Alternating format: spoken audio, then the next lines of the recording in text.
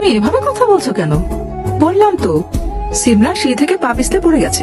না, তুমি মিথ্যে বলছো। সিমরান সিঁড়ি থেকে পড়েনি, তাকে নির্যাতন করা হয়েছে, আর সেটা করেছো তুমি। তুমি এভাবে বলতে পারলে? হ্যাঁ, বলতে পারলাম, কারণ আমি জানি তোমার পক্ষে সব সম্ভব। আমি বাচ্চাদের জন্য এত কষ্ট করি, আর তুমি আমাকে অপবাদ দিচ্ছ শুধু আমি স্বপ্না বলে? না, তুমি স্বপ্ন বলে আমি তোমাকে অপবাদ দিচ্ছি না। আমি খুব ভালো করে জানি তুমি কি ধরনের মানুষ। যখন জানোই তখন জাস্ট সাইলেন্ট হয়ে যাও, নয়তো আমি তোমাকে সাইলেন্ট করে দেবো। প্রয়োজনে ওই শয়তানের বাচ্চাগুলোকে তাদের মায়ের কাছে পাঠিয়ে দেবো, তারপর এই পুরো রাজত্ব আমার। তুমি কি ভেবেছিলে গায়ে বাছুর সহ তোমাকে বিয়ে করেছি মনের টানে? আমার সবকিছু চাই। তুমি ভীষণ ভুল করছো তাহলে নাবিলা। সবচেয়ে বেশি ভুল করেছো তুমি বাচ্চাদেরকে নির্যাতন করে। তুমি কি ভেবেছো এই ব্যবসার সম্পত্তি সব আমার? মোটেও না।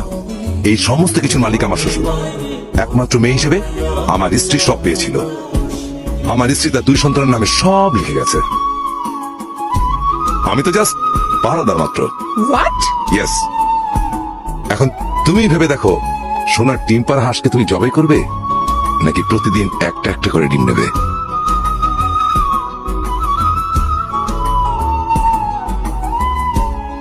আপু, বাবা নতুন মাকে বকছে। তুই যে আমার বুকের মাঝে রবি চিরদিন, তোরে নিয়া লিখবো আমি প্রেমের কাহিনী।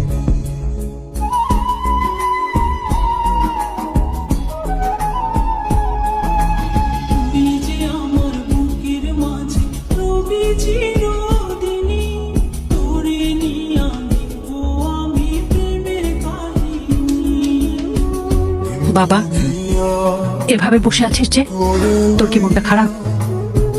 এমনি ভাবছি সিমরানের বাবার কথা।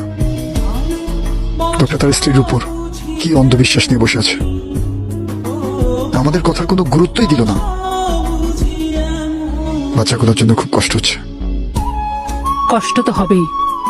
অপ্রাপ্ত বয়সে বাবা মারা গেলে সন্তানরা অর্থ কষ্টে পড়ে, কিন্তু অসহায় হয় না। অসহায় হয় তখন যখন মা মারা যায়। অথচ আমরা কিছুই করতে পারছি না। ওদের বাবা এখনো বেঁচে আছেন, উনি যেহেতু কথা বলেন না, তোদের কথা বলে কি লাভ বল? শুধু শুধু ঝামেলা বাড়বে। তুই এখন চাকরি করিস, আর এতদিন পরে শ্রাবণীও ফিরে এসেছে।